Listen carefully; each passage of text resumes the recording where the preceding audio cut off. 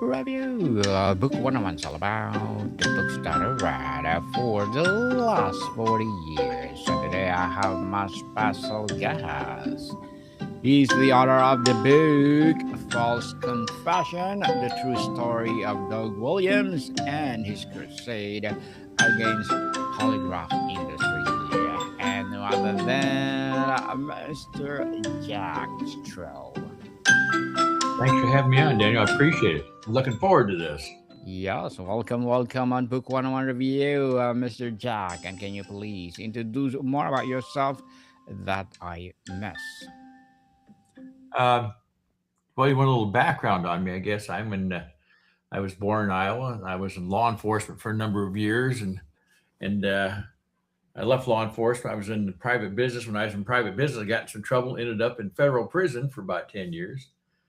And while I was there, I met Doug Williams, who's part of the subject of this book, False Confessions. And Doug was actually a polygraph operator. And that's what it's about. The polygraph is what got this book going, and it's a lie detector. And I knew from law enforcement that it didn't work.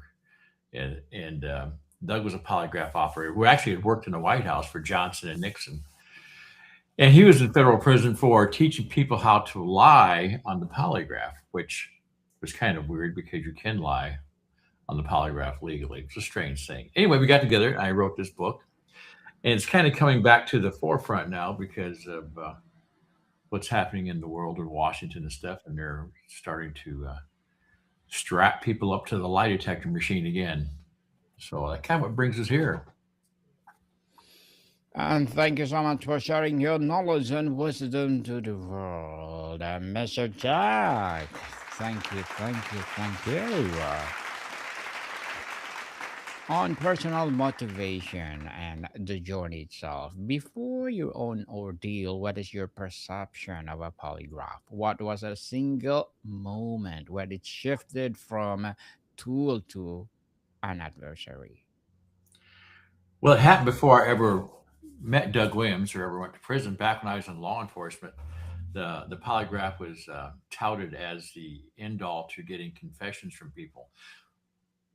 What spurred me to the other side? I actually used the polygraph. I was not a polygraph operator, but I would take people in, and we would have polygraphs done. Excuse me, and then we'd interview them. But what I learned was the polygraph didn't work at all. What it did was it scared people so badly that when you tell them, that the machine says you're lying and you start interviewing them, quite often they would confess because science said they were lying. Sometimes they weren't lying.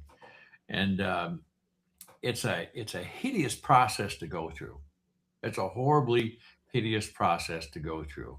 And anyone's ever been through one knows what I'm talking about. That happened in law enforcement, and I left law enforcement until I met Doug Williams. It didn't really come back to me that something really needed to be said and done about that. Doug, who has now passed on, died during COVID, was on a crusade to put an end to the polygraph, and that's what spurred me to write the book. That was the inspiration to it. The book positioned you as a crusader, but how did the fight change you on personal level, your relationships, your trust in institutions, or your view of justice? Well, Doug had really dedicated his entire life to.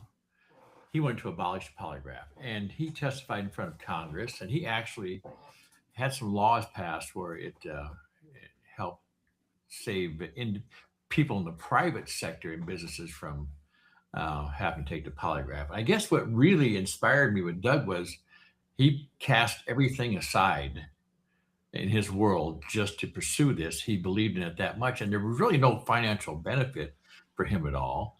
He was being, you know, pursued by the federal government, by some state agencies because they were using the polygraph, and he was giving classes on how to pass it. He wasn't teaching people how to lie; he was showing how to pass it. He passed it every time, and it was voodoo science. And he changed my idea about a lot of things just by being the type of person that he was. And I think when you meet someone who says, "This is what I'm going to do with my life," I don't give a damn what happens. I don't need the money. I'll work part-time jobs.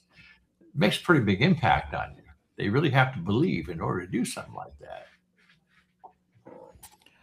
Fighting an entire industry is exhausting. Can you share a moment you wanted to give up and what or who drove you to continue? Who drove me to continue it? Yes, please. It's kind of weird because I was writing another book at the time I met Doug, and um, when he passed, and I was working the book. I got it published before he died, and there's a lot of work to it because you have to fact check a lot of things. He had quite the history. But writing a book, and this was my first one I really had written. I've written three since then, but this was the one that it's so easy to quit. I mean, anyone who's written a book or attempted to write a book or thought about writing a book realize it's easy to quit. It's not like picking up a bad habit like smoking cigarettes or eating ice cream, and it's hard to quit those. This is something you can lay the pen down and walk away from the typewriter or whatever you're using. And but to me, once I got into the story and I wrote it for myself because I'm a big reader. I thought once I started writing for myself, I go back and I was reading it through. I thought it's pretty interesting, and I knew the story, so I had to get it all down, and it became uh, kind of like that daily habit where you put 2.5 hours there, and once I'd done that, I could be done with it and set it aside. And so that's what I did was just commit that amount of time to it every day, 7 days a week, and then it becomes just part of your life at that point. Mr. Jack, on the book and the story. False Confession is a powerful, multi layered title. Does it refer solely to polygraph induced confessions, or it does also speak to confession the industry itself must make about its flaws? Well, I think the title's bigger than just a polygraph. Um, I think we're living in a day and age right now where the truth is tossed around and lies are either taken as truth or they are just accepted because that's just how it is. We have to accept the lies, and we see it all the time without getting into all the political sides of it. But I think when you have people who feel they are better off confessing than fighting this machine. And I'm not just talking about the polygraph. I'm talking about the machine of the government or law enforcement or whomever it is. They're just better off confessing and going along with it. That's that's a really disastrous turn in a person's life, and people do it every day. Not just with the polygraph, not just with the police, with their spouse or whomever, but false confessions happen every single day. And I think that um, people just buckle. And I think the title, I think more than just a polygraph, is part about people just buckling, giving in because systems around us seem so large and intimidating. Large and intimidating for sure. Which part of your story was the most challenging to relieve and commit to the page and why? What's the most challenging part of the story? Is that what you said, Daniel? Yes, please, Mr. Jack. I think the most challenging part of the story for me was there's part of the book where Doug and his wife have their house raided, and his wife had nothing to do with the polygraph or the industry, and the story how their life was turned upside down by him doing what he believed to be the right thing. I believe to be the right thing. I think anyone who reads the book or studies the polygraph believes he was doing the right thing. And their home was raided by federal agents and a small task force that sent to get him. And they went through everything in their house. The wife said, they had some family photos that were strung across the floor. Their entire life was thrown around their house. And it was difficult to write that part because I think if you can relate to people who are in that situation, can you imagine strangers coming in and just going everything private in your life is no longer private because they have a legal document called a search warrant, And in this case, the search warrant was basically built on baloney, but they had a right to go through everything. And even when they should have stopped the search warrant, they just kept going through things. I mean, the lady had nothing to do with anything. And talking to her years later, she was still distraught over that night. It was heart rending to hear her talk about it. And that was hard to put on paper because you could feel it as you're writing that. I guess that would, without a doubt, the most difficult part. Indeed, the most difficult part to write on the mechanics and psychology, Mr. Jack. For those who believe the polygraph is a foolproof, what is the most fundamental misconception about how it supposedly detects lies? Well, that uses different areas like how much you sweat and things, but but the basic fundamental of the polygraph is built on the same premise of the fight or flight response we all have. And you have to remember when you're going to take the test is supposed to be based on you in your own environment, how you would react and when you tell a lie or when you tell the truth. But you're put into an environment that's not real to start with, and you're hooked up with some tubes and some things around your fingers, and it checks your pulse and things, and you have someone question you don't know.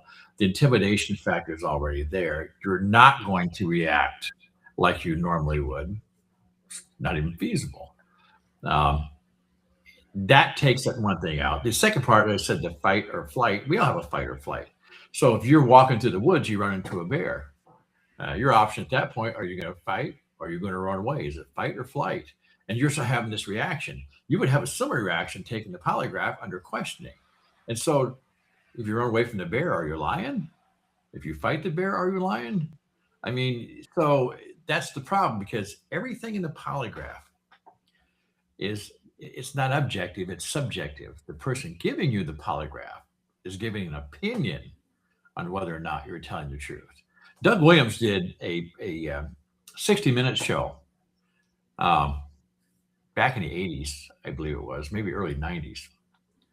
And on that 60-minute show, they actually went in and set up a polygraph, three different polygraph operators behind closed doors with a hidden camera. And people can go back and view the show; it's still out there. And the basis of the polygraph was that they told that it was a camera shop, and they told the polygraph operators there had been a camera stolen, and they knew who stole it. And the polygraph operator came in and interviewed all the people, the three or four people working at the store. And there never was a camera stolen. It was a setup. But they would tell him, we believe Pamela was stolen. And the first polygraph operator said, yep, it was her. They told the second polygraph operator, like David, that someone else had stolen the camera. And that polygraph operator said, yeah, it was him. And the third polygraph operator was told, like Karen, and I'm not sure about the names, but Karen stole it. And he said, yep, it was her. So all three of them picked a different person, and all three of them were wrong. 3 out of 3. What kind of percentage is that? So if someone can show me, you can increase those percentages because you're dealing with someone's guilt or innocence. It's not a place where you can really be in a negative percentage, any type of viability at all, and have it work. So I guess that's a long, drawn out answer, but I think you get where I'm coming from. Indeed, Mr. Jack. And what are the red flags in examiner questions, demeanor, or the setting that signal an examination is less about truth and more about producing a specific result? I think the red flags are there's a presumption when you go in and take the polygraph that you're guilty when you go in. There really is nothing for the polygraph operator is going to ask you any questions that's going to help you show you're innocent. I've taken a couple polygraphs voluntarily back when I was in law enforcement and passed both of them. And I lied both times. It wasn't because I wasn't in any trouble, nothing like that at all. It was just an experiment we did. And to me, the red flags very simply are you first of all should never be in a room taking a polygraph anyway.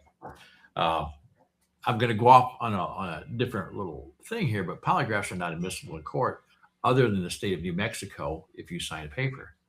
The reason they're not admissible in court, they've never been proved to be scientifically accurate. That's the red flag. Beyond that, I don't think you need a bigger red flag or multiple red flags. They've never been proven to be scientifically accurate. Scientifically accurate. Wow, that's what I want people to know, Mr. Jack. If you could enact one concrete policy change regarding polygraph use tomorrow, what would it be? Well, a policy change would, I think they basically need to get rid of them. And the reason is the fact they don't work. If you look at some of the famous people that we've had a number of spies in our country that have taken polygraphs and passed it. It's a waste of time. Uh, Trained people, and I believe John Hanson from the FBI, or Robert Hanson from the FBI, who was a spy. I believe he took the polygraph and passed it. There was a couple other relatively famous people we had take it and pass it because they're prepared for it. The problem is uh, John Q off the street or his lovely wife doesn't know about the polygraph and how it works. So it's tilted against them because the assumption for them is well, this must be right. And they're going to be in a serious corner where people who know how it works aren't. And there's people out there who know exactly how these work and voluntarily take them when they get in trouble. So to me, the policy is get rid of it. They waste a lot of money on this. It doesn't work. It's been shown time and time again. The Green River Killer, they polygraphed the wrong guy. They thought it was him for sure. He didn't pass it. And meanwhile, the killer is going around killing more people while they follow the guy who didn't pass the polygraph. Another long, drawn out answer is to get rid of them. I mean, they're a waste of money, a waste of time. Go out and investigate stuff instead. Do the investigation, skip the polygraph. Yes, keep the polygraph, people. So, Mr. Jack, as an author, what are your short term and long term goals? My long term goals, Yes, please. I guess I kind of want to go in a couple different areas. This is a nonfiction book. I have a fiction book that's just was out a while back. It's a political comedy. I have a children's book coming out pretty soon, and I have one more book I have that I want to do, and it actually it's about law enforcement. It's a true story. Back when I was in law enforcement, it's that I want to do. Um, so my long term goal is obviously to keep writing because I enjoy it. I kind of want to go into different genres. I'll never go into the horror story genre. I don't have an interest in that. But I think you keep writing and keep reading, and it keeps you smart and it keeps you happy and it keeps you always wondering. And I guess my long term goal is to always keep wondering. Keep wondering indeed, and good luck to your goals, Mr. Jack, and looking forward for more success. And what will be your piece of advice for those people out there who want to be like you? Very basic. I would form a habit with it. Make it part of your everyday, and it's not always going to be easy. It's like I still work out because I formed that habit of working out, not because I'm trying to be a super athlete, because it keeps your health. I mean, you have a habit in the morning, you get up and you brush your teeth, and the things you do before you go to work, or maybe you're retired. Make it a habit, jot it down, put a sticky note someplace. You don't have to do 2 hours. You don't have to do an hour. Maybe you just do one page a day. Maybe it's a paragraph, but stick with it every day and it will blossom for you eventually. But make it a habit. Yes, make it a habit, people, and thank you for that advice. And can you please recommend a book or books to influence your journey, Mr. Jack? Pardon me, could you say it again, Daniel? Can you please recommend a book or books that influence your journey? Recommend some books. Yes, please.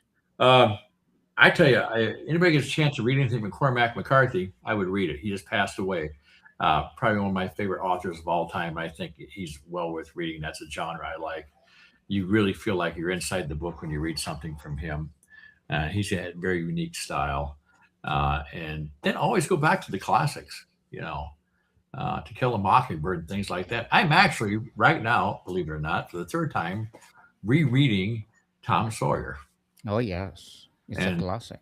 yeah, it is. And you don't really realize how good it is until you read it the next time, if you get my drift. Every time it's been good, but the next time I read it, it's even better than I thought it was. Yes, getting better and better. Something that you missed when you read for the first, second, third. Oh, yeah. Yes, and thank you for the recommended books, Mr. Jack. And the last is the faith in the polygraph ultimately a symptom of our society's deeper craving for a quick technological solution to a messy human problem of discerning truth. What was that, Daniel? That last part? What was that? Yeah. I couldn't hear Human problem. Yeah. the human Human problem. problem of discerning truth. Well, I think we've turned into to something like I said earlier, where yeah, the truth is subjective, and I think people want to turn to the quick fix, whether it's a quick fix in your diet, or a quick fix in your finance, or just tell me what's going on and I'll take it as the truth. And I think maybe that's the biggest problems that seem to be popping up in my face right now. I would think. Yes, definitely. And Mr. Jack,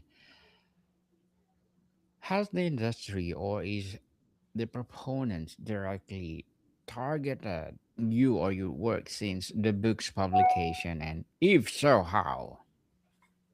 You have to repeat that. You know, I'm having a little bad connection. About the book publication system. Yes, has the industry or its proponents directly targeted you or your work since the book's publication? And if so, how? Um, Well, the publication of a book in itself now is getting, I think it's kind of gotten easier. I enjoyed the process. Um, I think that goes in line with your question. It's, if you're going to self publish, I think is, which is really the way to go. I've actually had some publishers contact me, but I'm staying in the self publishing process because it gives you more control. You need some control over your life. And the book can kind of be a driving force in your life if you let it, which is kind of a good thing. And so I think the process of control over what you write and how it gets out, right down to the cover, right down to the acknowledgments, I think it's pretty fulfilling. Fulfilling indeed. So, Mr. Jack, before we wrap up our discussion for today, I'm inviting you to please do listen to my other podcast, people, because my abstract essay is already in fifth season. Abstract poetry in second season, and my book 101 review in fifth season too. Comedy 101 in second season, and my food 101 in sixth season. This December. Geography 101, love letters, movie 101 review, music 101 in second season, and Science 101, Sex 101 in second season. I'm a baby podcast, Law 101, Mental Health 101, and Bible Verses 101. Please listen to them wherever you listen your podcast. So, Mr. Jack, tell us when someone turns the last page of False Confession, what is the primary feeling thought that they can remain in in their mind?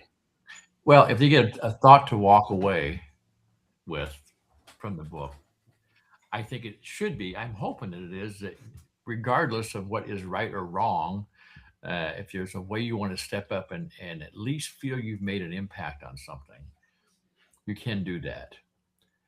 You don't have to become a crusader, but you can at least be someone who makes a statement. And a statement does make a difference if it's true. Yes, definitely. And Mr. Jack Stroh, thank you so much for sharing False Confession to the world. Thank you, thank you, thank you. And can you please invite our listeners to support False Confessions? Yeah, if you get a chance, it's on Amazon, but also look at, you go to prisonbreakbrewery.com. Believe it or not, we have our brewery and the books for sale on there. I appreciate it. Thank you. Yes, people, let's support Mr. Jack Stroh because if you support him, for sure, more and more empowering False Confessions to rise. So, Mr. Jack, thank you so much for your time. Thank you, Daniel. Marty Con, people. See you soon.